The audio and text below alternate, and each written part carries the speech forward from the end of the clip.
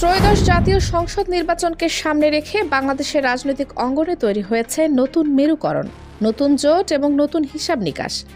বাংলাদেশ জামায়াতে ইসলামী, ইসলামী আন্দোলন বাংলাদেশ, জাতীয় নাগরিক পার্টি সহ মোট 11টি রাজনৈতিক দলের সমন্বয়ে আত্মপ্রকাশ করেছে একটি বৃহৎ রাজনৈতিক জোট।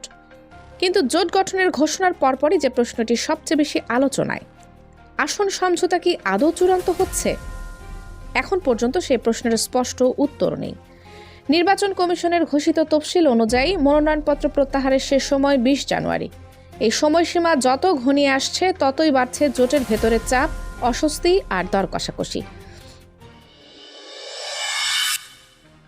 একদিকে জোটের শীর্ষ নেতারা বলছেন আলোচনা ইতিবাচক, 2-1 দিনের মধ্যেই সব চূড়ান্ত হবে।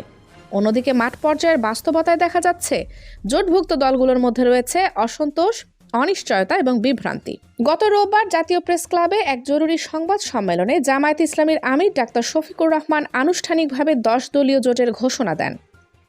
এই জোটে আগে থেকেই ছিল জামায়াতে ইসলামী, ইসলামী আন্দোলন বাংলাদেশ, খেলাফত মজলিস, বাংলাদেশ খেলাফত মজলিস, বাংলাদেশ খেলাফত আন্দোলন, বাংলাদেশ নেজামি ইসলাম পার্টি, জাতীয় গণতান্ত্রিক পার্টি এবং বাংলাদেশ ডেভেলপমেন্ট পার্টি বিডিপি। এরপর নতুন করে যুক্ত হয় কর্নেল অবসরপ্রাপ্ত অলি আহমেদের নেতৃত্বাধীন এলডিপি, জাতীয় নাগরিক পার্টি বা এনসিপি এবং আমার বাংলাদেশ পার্টি এবি পার্টি। এই যুক্ত হওয়াতেই জোটটি রূপ নেয় 11 দলীয় জোটে। জোটের নির্ভরযোগ্য সূত্র জানায় সর্বশেষ আলোচনায় জামায়াতে ইসলামী শরিকদের জন্য প্রায় 110টি আসন ছেড়ে দেওয়ার চিন্তা করেছে।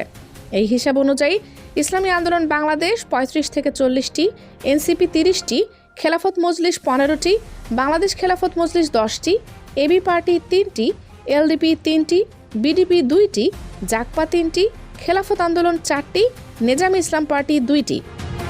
তবে এই বণ্টন এখনও চূড়ান্ত নয়। এরই মধ্যে জোটের শরিক দলগুলো 300 আসনের বিপরীতে 600-র বেশি প্রার্থী মনোনয়নপত্র জমা দিয়েছে। রাজনৈতিক বিশ্লেষকদের মতে এই অতিরিক্ত প্রার্থী রাখা হয়েছে মূলত দর কষাকষির কৌশল হিসেবে। ভোটের ভেতরে সবচেয়ে বেশি আলোচনা হচ্ছে ইসলামী আন্দোলন বাংলাদেশ এবং জাতীয় নাগরিক পার্টি এনসিপিকে ঘিরে। কিছু গণমাধ্যম ও সামাজিক যোগাযোগ মাধ্যমে খবর ছড়ায় জামায়াত নাকি এনসিপিকে 10টির বেশি আসন দিচ্ছে না।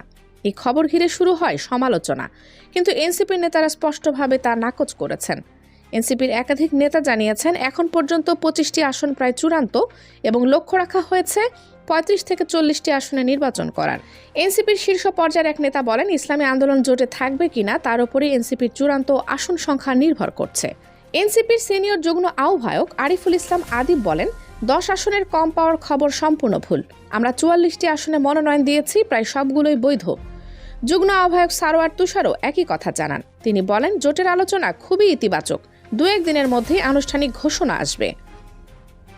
এনসিপি সূত্রে জানা যায় নাহিদ ইসলাম ঢাকা 11, আখতার হোসেন রংপুর 4, হাসনাত আবদুল্লাহ কুমিল্লা 4, সার্জিস আলম পঞ্চগড় 1, নাসিরউদ্দিন পাটোয়ারি ঢাকা 8 সহ একাধিক শীর্ষ নেতা বিভিন্ন আসনে প্রায় নিশ্চিত। বেশ কয়েকটি আসনে জামায়াত ইতোমধ্যে নিজেদের প্রার্থী প্রত্যাহার করে এনসিপিকে সমর্থন জানিয়েছে।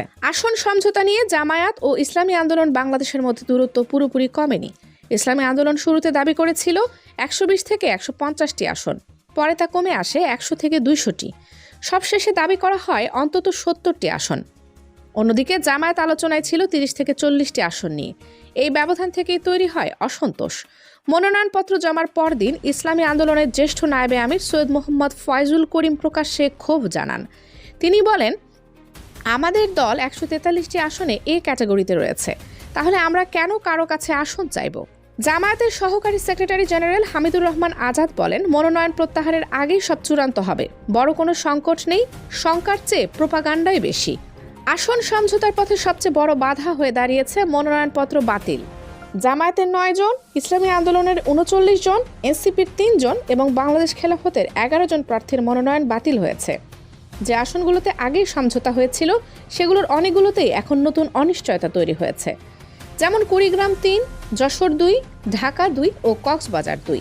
সব মিলিয়ে বলা যায় 11 দলীয় এই জোট এখন দাঁড়িয়ে আছে আশা আর অনিশ্চয়তার মাঝামাঝি এক সূক্ষ্ম রেখায়। ঐক্য থাকবে না ভাঙন আসবে, সেই উত্তর মিলবে খুব শিগগিরই, কারণ সময় দ্রুত ফুরিয়ে আসছে আর রাজনীতিতে সময়ই শেষ কথা। Kaniz Fatema Soma, desk news, 0 TV.